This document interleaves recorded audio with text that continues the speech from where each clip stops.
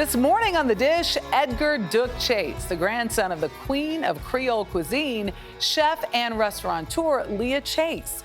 She passed away back in 2019, but her legacy lives on in Dook's Big Easy Eatery. Chapter 4, it's called. But to understand his new spot, you have to go back to his roots. Gee, we're coming live. It doesn't take long to catch on. The Chapter 4 is a family affair. 3 cousins working in tandem. I know I need to order extra basil. In the kitchen, Gavin Gaines is executive chef. Well, you got to. Beverage director Eve Heidel behind the bar. Oh, that's beautiful. Isn't that gorgeous? I might need you to be my cocktail designer. Dook Chase, pleasure. And Edgar Dookie Chase IV, running the show. Chapter 4 is a celebration of the 4th generation, the 4th generation of Chases coming on board to lead the charge.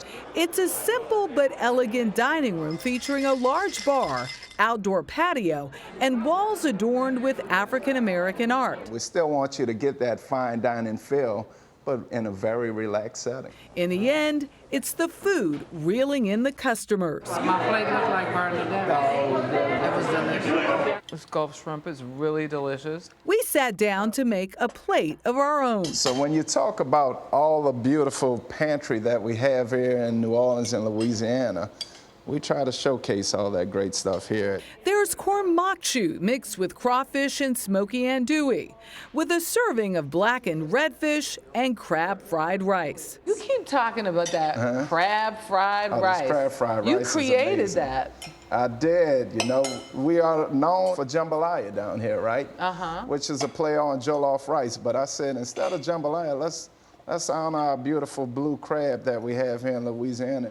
Citrus glazed salmon atop pan-seared asparagus, a fried twist on oysters Rockefeller, and spicy smothered okra. Is there a new New Orleans cuisine that is being discovered here, or is it really leaning in on the time-tested traditions? I think we're leaning in on to our roots. We're celebrating everything that we have here locally. That's why I say Creole Cuisine is the all-star of all cuisines, because what we took was the best of each and every culture that brought something here and made a cuisine out of it. For dessert, there's this densely rich cheesecake drizzled with his grandma's favorite berry glaze, the perfect match to a berry mint rum cocktail called Leah's Garden. It tells a story of her working in that strawberry patch. That's right. I love it. Dook's original career plan was finance, but after getting his MBA, we all have degrees in so many different fields, but we all find our way back home, and home is the restaurant. he set off for culinary school at the Cordon Bleu in Paris. Confidence is the key that I think that school taught me. But none of this would have been possible without his family legacy or that of his grandmother. I like to cook every day. A legacy baked into his DNA. We grew up doing everything, waiting tables, bussing tables, cashier, in the kitchen. But I got stuck in that kitchen and I just saw the love that my grandmother had just looking at the stove and commanding it. And I fell in love with the kitchen right then. 70 years ago, Leah Chase morphed her in-laws' corner bar and sandwich shop into a classic Creole dining room, featuring white linen tablecloths topped with delicious food surrounded by walls of black art. Through the years, it was a safe haven for everyone, from freedom riders seeking refuge to blacks and whites secretly meeting during segregation.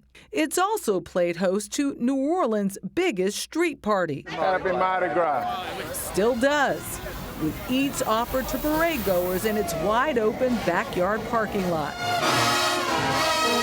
But Dook's generation has expanded the family business to 2 eateries at Louis Armstrong International and Chapter 4 in downtown New Orleans. As an African-American restaurateur, there's much more that we think about than just hospitality. We think about community first. We think about the impact of our surrounding neighborhood. For Dook, that means bringing back the African American Museum in Treme, a vibrant business community in the 50s, blighted by construction of the interstate and later Hurricane Katrina. And this starts that revival process of bringing this neighborhood, this community back. We're talking about African-American businesses. We want to bring those back. Good to see you. A lot of generational businesses don't make it. Why are you? They understood how to create that family connectivity. We didn't miss a birthday, we didn't miss a Christmas, we didn't miss our beach trip.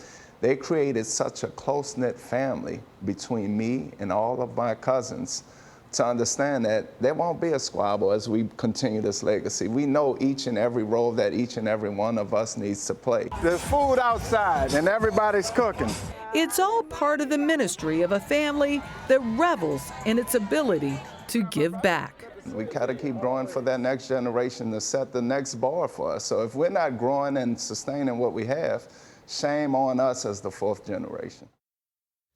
And that fourth generation's already seeding the fifth generation. I tell you, they are a tight-knit, well-oiled machine.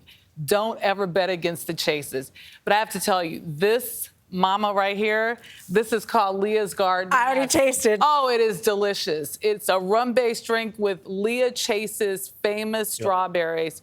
Her story, as a kid, she loved strawberries so much. She used to pick them as part of her job. That's where she initially started her farm to table as a little girl. So strawberries really a big part of what they do at now Dook's. It looks so good.